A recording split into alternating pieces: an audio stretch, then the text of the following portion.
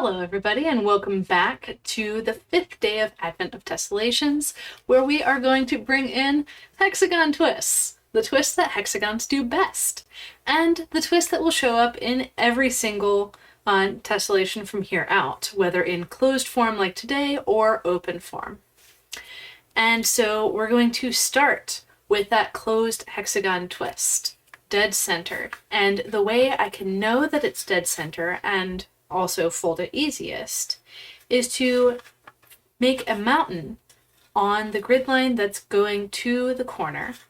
And I choose right-hand corners because I'm right-handed, and put a valley above it and pinch that closed. Then trade that to my left hand and do the same for the next pleat. And you'll notice I emphasized the valley all the way in until it hit the mountain of the previous pleat. And this time when I trade it to my left hand, I'm going to keep the first one pinched as I bring up the third. And from here, I'm only going to keep the latest two pinched as I go.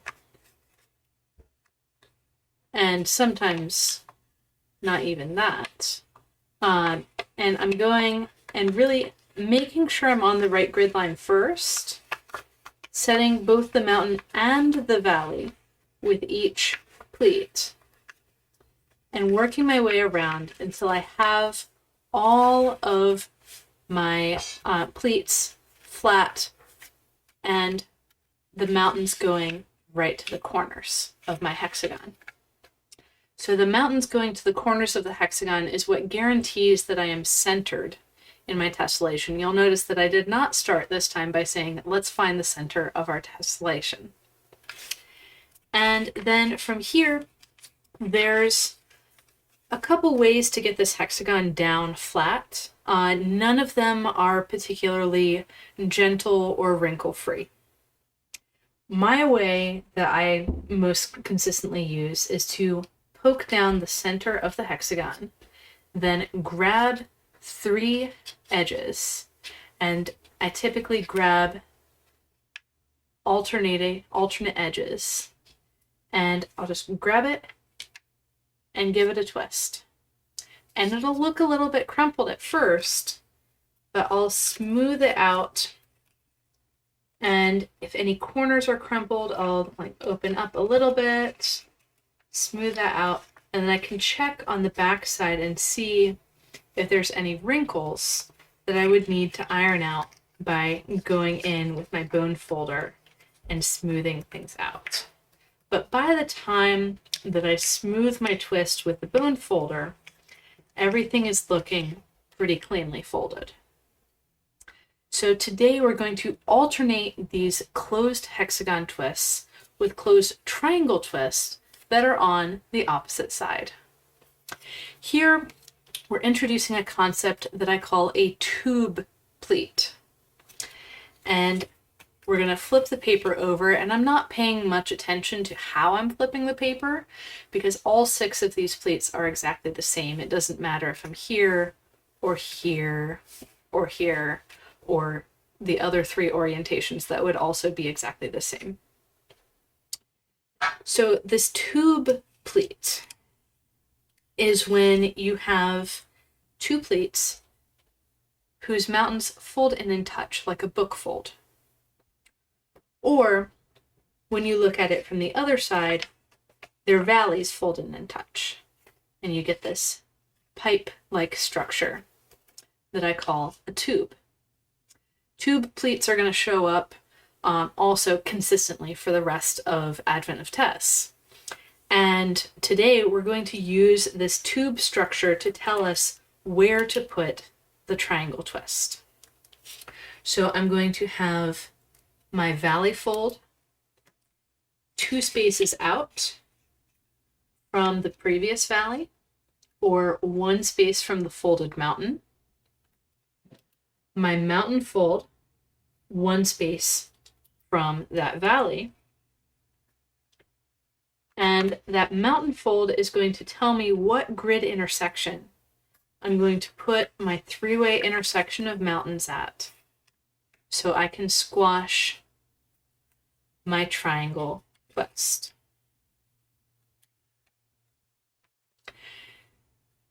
Now we're going to come across another new concept, which is friendly and unfriendly overlaps with 60-degree intersections instead of 120 degrees, which we saw in days 1 and 2.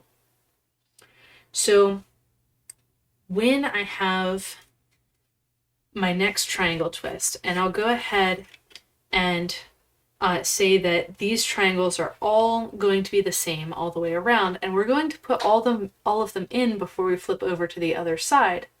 But the order is going to matter in how easy the twists on the opposite side are then to continue folding. So I'm going to mark my tube here and set up my next twist, and you'll notice that this pleat overlap is really locked in. It doesn't open easily once everything is folded. And if I wanted to fold another twist on this side, that would make things harder. But since I'm going to be folding my next twist on the opposite side, things that are hard to open on this side are actually easy to open on the other side. So easy to open on this side and very hard to open on the other side. So we want to keep this in mind when we're folding and see, like, okay, is my next twist at this overlap going to be on the same side or the opposite side? Should I fold an overlap that's hard on this side or an overlap that's easy on this side? And this is more like stylistic, making things easier for yourself, and it's not going to prevent you from being able to fold the tessellation. The point of doing the overlaps one way rather than the other is to make it easier to not unfold previous twists as you're putting in the next ones. So I'll go around and use that same tube spacing for each of my 6 triangles.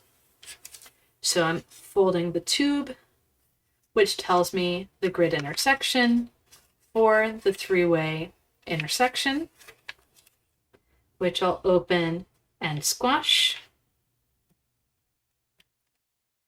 and then keep rotating, fold the tube, find the intersection, make the 3-way intersection, and squash.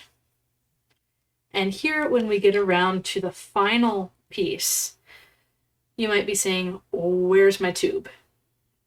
Well, the tube is relative to this pleat coming from the center, from the hexagon. And so the valley is going to be 1 spacing out from the folded mountain, aka 2 from the folded valley.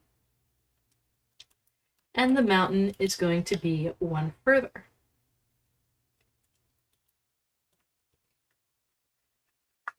And here I can go ahead and form my 3-way intersection and get pleat overlaps on both sides. One of these is going to be more friendly for us than the other. And it's a good demonstration to see what happens. So I've taken care to go exactly 1 pleat to the next, to the next, to the next, instead of skipping around and avoiding folding pleat overlaps, because whenever you skip, you create another place where you're going to end up with a less friendly overlap on the other side. So let's take this less friendly overlap and see what we can do with it. Let's flip over, and I'm going to open this overlap, and you'll notice I need to push from the back. So I'm not just pulling, I'm popping the mountain from the back. And what I'm looking at here is I've got this mountain fold coming in, got this other mountain fold coming in, they intersect at a point, and they have valleys at particular orientations relative to the mountain. And so I'm going to run new mountains on screen here. I'm going to run new mountains out from that same central point. We're going to alternate the hexagon and the triangle. So whatever's coming off of pleats from triangles has to be a hexagon. And running these mountains out, I see a tube over here. I'm going to let that fold down. I'm going to let everything here fold down and around.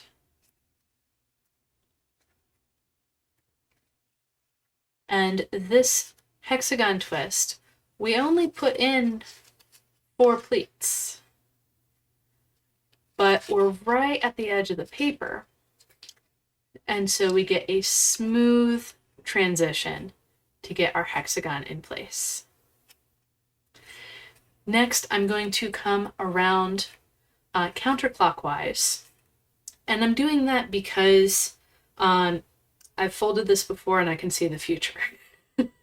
Basically, where I can see, oh, hey, at this next pleat intersection, where I'm going to find the center point, the intersection of the mountains, and find those next 2 mountains that come out. This long mountain that comes out is going to pass under the existing pleat. And I can bring that down and around. And that's going to be important later.